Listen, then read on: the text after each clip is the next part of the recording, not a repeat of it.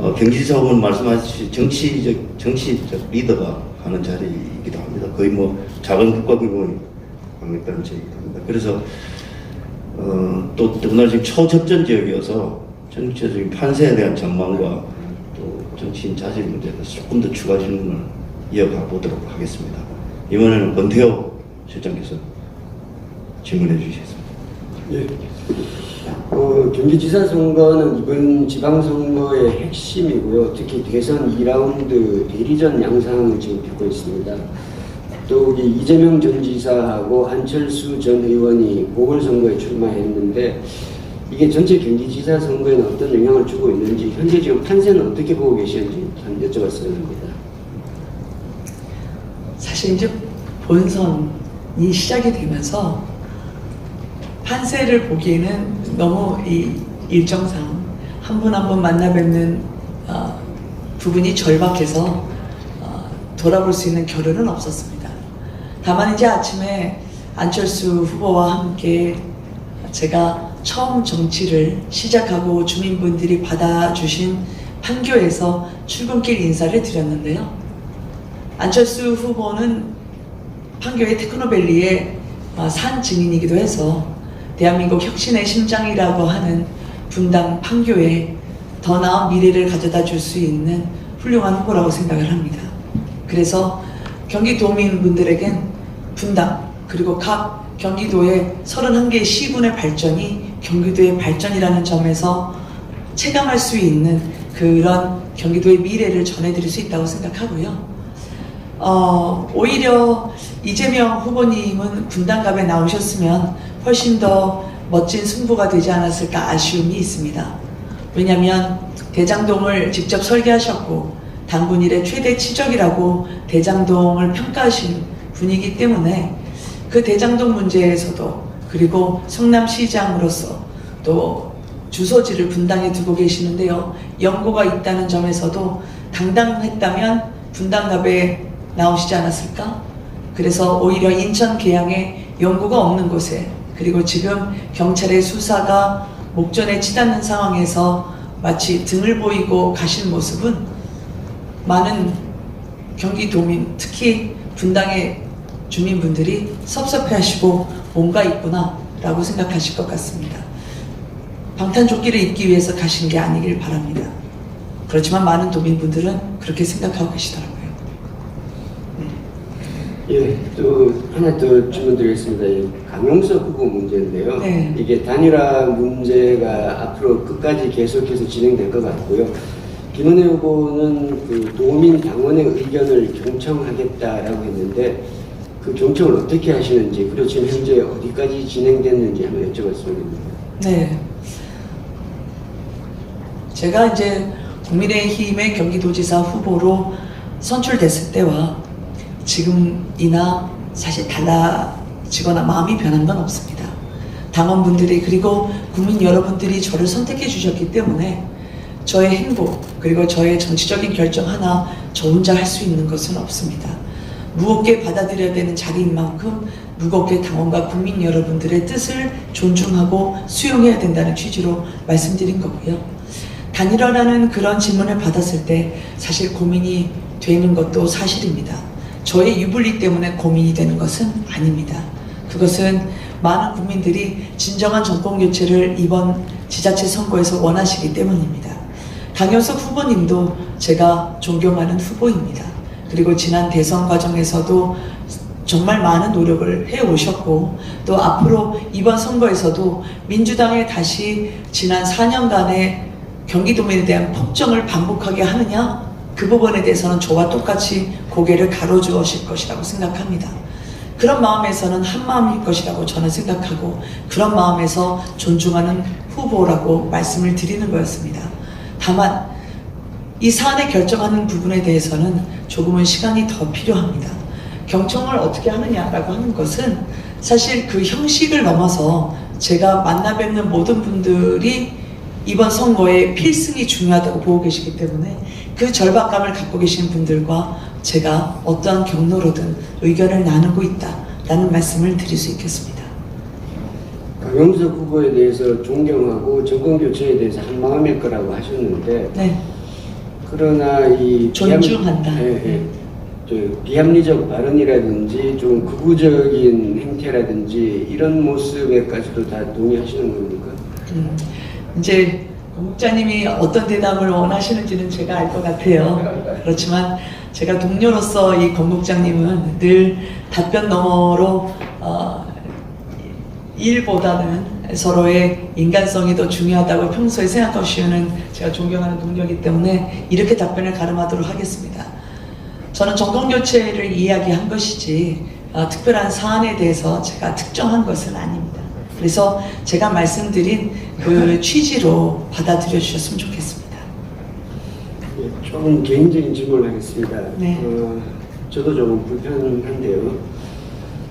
광역단체장 후보 중에 신고 재산이 김 후보께서 225억 원이 네네. 가장 많습니다. 물론 이 상당 부분은 남편의 대치동 건물 지분이라고 네. 알고 있습니다. 그리고 그런 과정에서 선거운동에 나서면서 본인을 경기맘이라고 하시면서 경기도의 교육격차를 해소하겠다라고 하셨는데요. 네. 중학생인 아드님이 지금 미국에 있는 보딩스쿨에 다니고 있는 걸로 알고 네, 있습니다. 그렇습니다. 이것을 뒤늦게 알게 된 그 경기도 유권자들이 상당한 좀 상실감을 느끼지 않았을까라는 생각이 듭니다. 유권자들에게 어떤 말씀을 드릴 수 있을까요? 네. 일단은 재산과 관련해서는 늘 마음이 무겁고 왠지 죄송합니다. 제가 살아왔던 시절이 그렇게 유복한 건 아니었는데 결혼을 하면서 그 남편이 저희 시아버님으로부터 받은 그 상속받은 유산이 있다는 게 그렇게 큰 것이라는 것을 알고 나선 상당히 제 재산이라고 생각해 본 적이 한 번도 없음에도 불구하고 정치인으로서는 늘 마음이 무겁고 그랬습니다.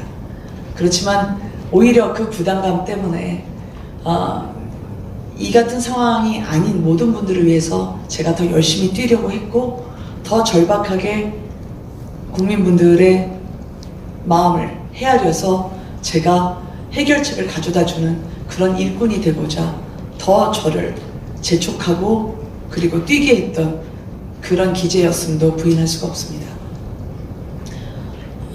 전혀 이 부분에 대해서 제가 한치에 그래도 뽑아보니까 어떠한 이유에서든 정말 일 잘하고 그리고 할 말하고 뚝심 있구나 라는 그런 사람이라는 걸 보여드리기 위해서 노력해왔고 앞으로도 그렇게 할 것임을 약속드립니다. 아들의 문제는 사실 엄마로서는 늘 아픔입니다. 이 세상에 아들을 또는 딸을 자녀를 둔 부모님의 마음은 늘 그럴 겁니다. 곁에 두고 싶고 그리고 제가 이제 급식 공약도 냈지만 자녀를 둔 부모님들은 밥 한 숟가락 자녀 입에 들어갈 때 내가 먹지 않아도 배가 부른 게 부모님의 마음이죠.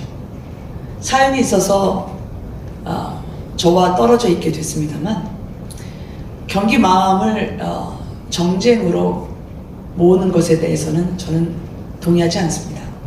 지금도 많은 타지에 계신 분들이 다양한 이유로 경기도로 들어오십니다. 그리고 경기도에서 터전을 잡고 자녀 교육을 시키십니다. 그러면 다른 곳에서 교육을 받았던 그런 자녀를 둔 어머니들을 다 가짜 경기맘이라고 한다면 이 세상에 살아남을 경기맘은 없을 것입니다.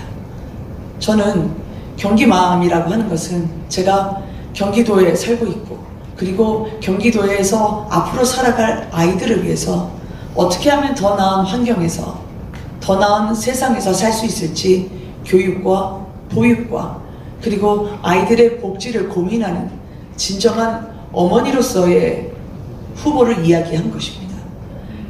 다만 그것을 아들이 어디 있거나 아니면은 아들이 어디서 공부했냐라고 한다면 저는 네거티브를 하지 않겠습니다만 이중국적을 갖고 있는 아들은 미국 사람이다 라고 하는 그 부분에 대해서 똑같은 서로의 지나친 정쟁은 자중이셨으면 좋겠다. 오로지 비전과 정책으로 이 경기도를 끌고 나갈 사람을 뽑아주셨으면 좋겠다. 그것만 논의하기에도 앞으로의 남은 선거 기간은 짧다고 생각합니다. 네. 예, 알겠습니다. 오늘 아침 언론에 보도된 내용인데요. 네. KT 재직 당시 네. 2012년 9월에 공개 채용 당시에 음. 신입사원 공채에 김문혜 후보의 지인을 취업 청탁했다는 의혹이 있다는 보도가 네. 있습니다. 이게 KT 내부 보고 자료인 것 같은데요. 네. 이게 대해서 좀 해명을 좀 부탁드립니다.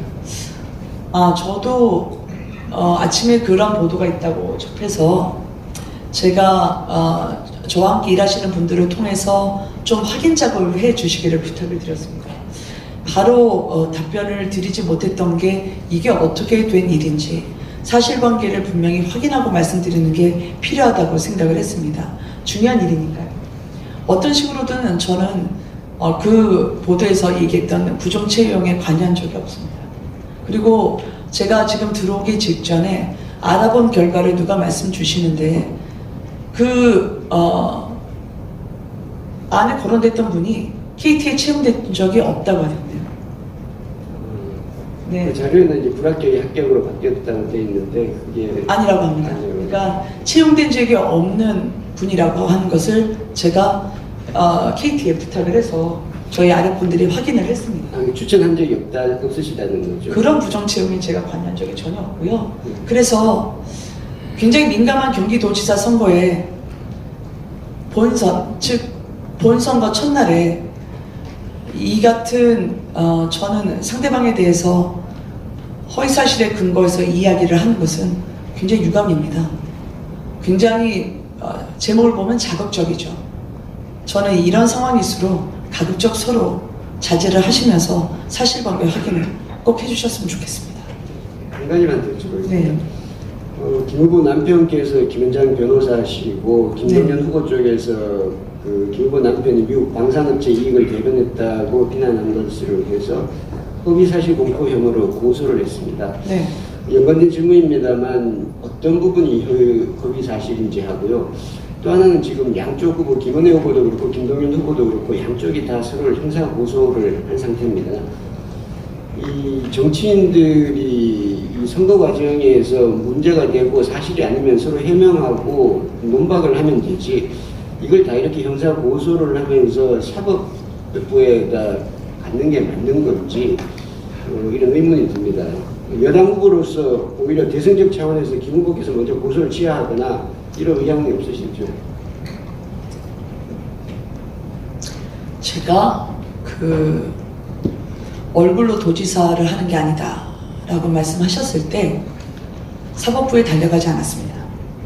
그것은 물론 80년대에 머문 듯한 성인지 감수성이 유감이고 그리고 지금도 여성이라는 편견과 선입견의 장벽을 넘기 위해서 묵묵히 일하시고 능력으로 검증받기 위해서 땀 흘리시는 여성분들에게 적절한 입장 표명을 해주시면 충분히 넘어갈 수 있는 그런 사안이라고 생각했기 때문입니다. 물론 그 부분에 대해서 제가 명확한 해명성 사과나 그런 걸 들은 적은 없지만요. 듣고자 함도 아니고요. 그거는 언젠가 국민분들이 판단하실 거라 생각하고요. 고소나 고발을 왜 했냐라고 하기 전에 저는 정치 문화부터 서로 같이 해결해야 된다고 생각을 합니다. 아마 그 주장을 하셨던 것은 그 회사의 홈페이지를 보고 하셨던 것 같은데요. 그 회사의 홈페이지를 보고 그대로 기술하시면 될 것을 거기에 하나의 마치 엄청난 로비를 받은 사람인 것처럼 그리고 엄청난 해외 방산업체의 이해관계만 대변하는 사람처럼 적시한 부분은 분명한 명예훼손입니다. 여러 차례 그 부분에 대해서 정정을 요구했지만 받아들여지지 않았습니다. 명백한 사실을 국민들이 보고 있음에도 불구하고 그것을 눈이 두 개 저희가 국민분들에겐 반드시 홈페이지만 보면 확인해도 될 것을 그것을 전혀 아니라고 윤색을 하시면 그것도 요청을 해서 정정해달라고 했는데도 받아들여주지 않으시면 어쩔 수 없이 저희가 밟아야 할 절차라는 것도 있습니다. 근데 그 이전에 그런 부분을 말씀드리고 싶었습니다. 사실관계로 따지면 변호사라고 하는 그런 직위 자체가 많은 분들이 볼 때는 사회 전문가 그리고 좀 저명한 인사 아닌가라고 생각하실지 모르지만 그 안에서는 국내 회사도 컨설팅 자문할 수도 있고 또 국외의 회사도 법률적으로 조력을 보탤 수도 있습니다. 그런데 마치 특정 국가를 위해서 맹목적으로 나서는 것처럼 낙인을 찍고 그리고 한 사람에 대해서 그 일생을 총체적으로 다 부정하는 것은 너무 적당히 하셨으면 좋겠습니다. 그거 외에도 정책적으로 서로 충분히 비판하고 견제하고 대안을 나눌 수 있는 여지는 많다고 생각합니다. 네.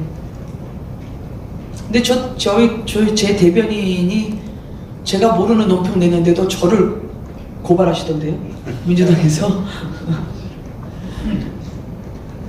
우리 김은혜 후보 네. 두 분께서도 로펌이 계시지만 국내 대표적인 로펌 대표께서 한번 이런 말씀을 하셨습니다. 왜 그 로펌에는 언론인들을 좀 채용을 안 하냐고 그랬더니 언론인들은 정관 예우가 없다고 그렇게 말씀하시더라. 오늘 두 분이 아주 언론계 선배이기도 동료의 김은혜 후보를 초반에 좀 강하게 이렇게 몰아붙이시는데 반면에 또 그 결과 오늘 그 여러 가지 잘못된 사실관계에 대한 해명을 할 수 있는 또 기회가 됐다는 점, 또 이번 기회를 통해서 그런 것들은 오해를 털고 나올 수 있다는 의미도 있으니까 네, 그럼요. 너그러이 좀 아유, 아닙니다. 편하게 받아주시고 저도 옛날에 질문을 하면서 살았던 사람인데요. 네. 예, 그렇게 이해해 주시면 감사합니다.